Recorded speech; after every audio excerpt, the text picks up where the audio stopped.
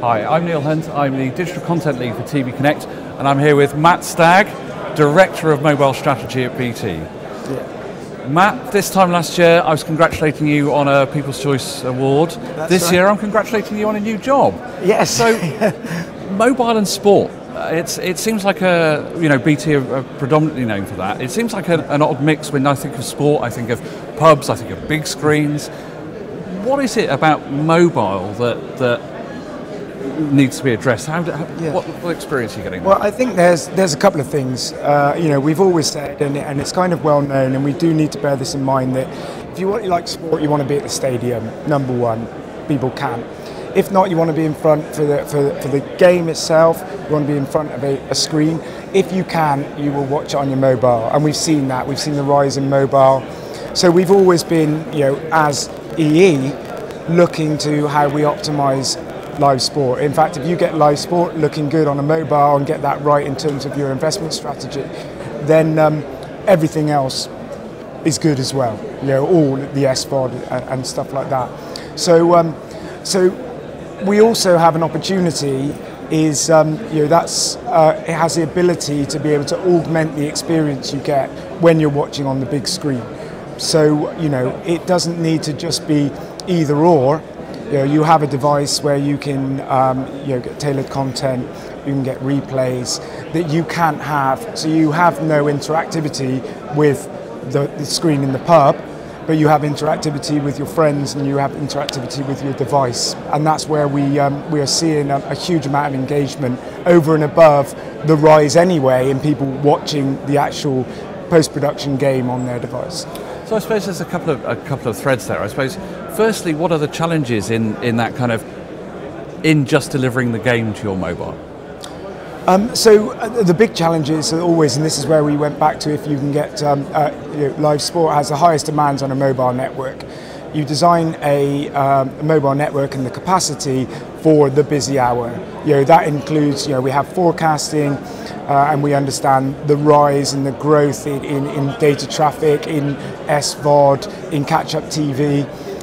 What we cannot predict, although we know it's large, is the spikes you get in different live sports. So we could never put capacity in to meet the final of the Champions League.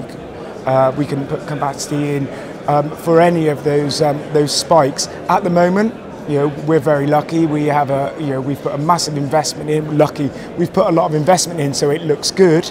But long term, we need to look at other technologies to ensure that we maintain that experience. If I give you a stat, the recent Juventus Real Madrid match in the Champions League, we saw in the first half there were about 15,000 people, BT Sport subscribers, just on the EE network watching that. The second half, and this is where we see uniqueness around social media driving engagement, that went up to 27,000 because of the way the game was playing out. People texting their friends, and that's where you see sport on mobiles is you can also dip in and dip out.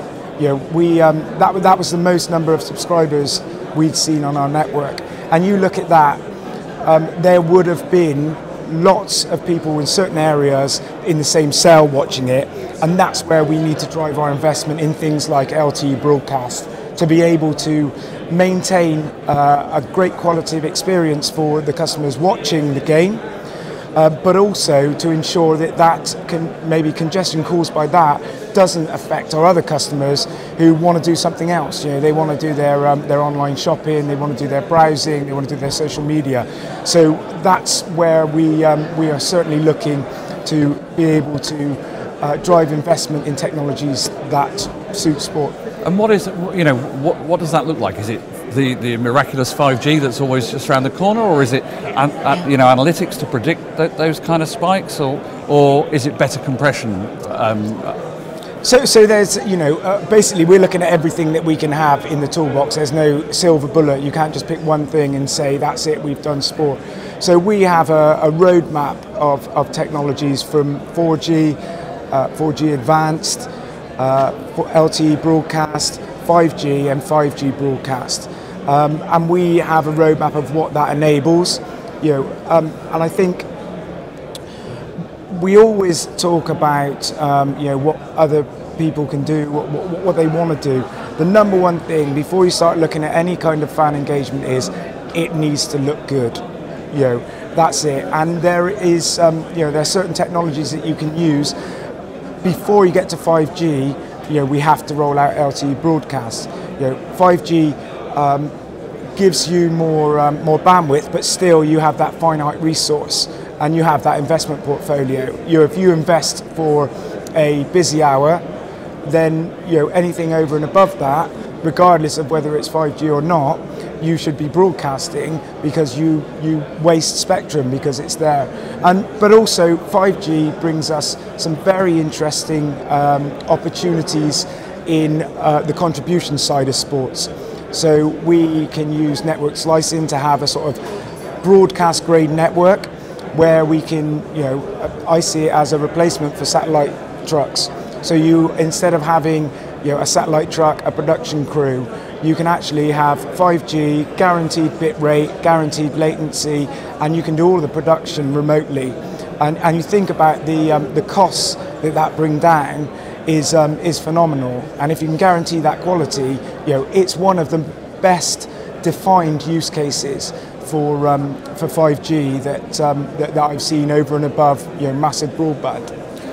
And then, great answer. I mean, I guess on the other side, then the added services. Is it kind of Snapchat and sharing things? Is it stats? You mentioned replays. What does the rest of the mobile kind of? So what we've seen, and BT Sport has been great in pushing the new technologies. So the 360 cameras. We don't talk about VR and AR because it's all about immersive. So someone might not want to sit there and watch a game in 360. However, they might want to go and look at the last goal in the replay. What the interactivity of mobiles gives you is, we talk about personalization. Personalization can just be that person or that person and his friends want to go back and watch a specific moment on a specific match from a specific camera angle. Everybody always thinks personalization has to be pushing something and saying, we've got all this machine learning and we know you want to watch this. It's actually give them the option to go and look at what's there. And we have all this great content. We have all these camera angles. Post-production, you can only put on what you can see on a screen at one time. So we really need to utilize the mobile experience to augment that viewing experience that you have wherever you are. So you're talking about personalization by putting control into the hands of the viewer rather than understanding the viewer and using clever kits. No, I think there's room for both, but we have the ability to allow personalization now based on what we can provide, and BT Sports Enhanced app does that in spades. It's a great player to be able to do that. And then we can start looking at analytics. We're very now we're the only UK sports broadcaster with its own mobile network, so we can have analytics about anonymised, but what people do before, during, and after. And then we should be able to change our offerings to give people what we know they're doing already, but can we give it to them in a more seamless, if there's a lot of interaction between social media, how do we get that so that people can stay within the app, within the experience, but still do all that stuff without having to close that window, start that window, go back. We really need to make it seamless, and it has to be additive. Mm-hmm. Brilliant. I suppose that then just finally, where will it go next? I'm sure you're working out what your strategy, the strategy you will be directing there. But what are we looking at in kind of 2 or 3 or 5 years' time with it? That's interesting. One thing that it's good, I'm quite passionate about is how we use high dynamic range with in terms of resolution and customer experience. So I've always said, 4K on a mobile device on a mobile network is it's uneconomical. The bandwidth you need there is it just uses up too much spectrum. It would use up too much of a consumer's data package. However, and actually you can't really tell the difference on a small screen. What you can tell is the colours. We did a trial at the Spurs Apoel game, and we had the analysts in, and some of them were going, okay, I'm sure, yeah, it looks okay. You've got to see it to believe it. If you haven't seen Man United play live, you've never seen them play in that colour, because on the screen you lose, reds especially, the full definition, and it's more immersive, and it doesn't use as much bandwidth as 4K. So I would say the optimal viewing experience on a small screen is HD with HDR. Big screens, yes, 4K definitely, and however that materializes is that. But yeah, HD HDR is. We'll be seeing more of it. Okay, and then finally, how are you enjoying TV Connect so far?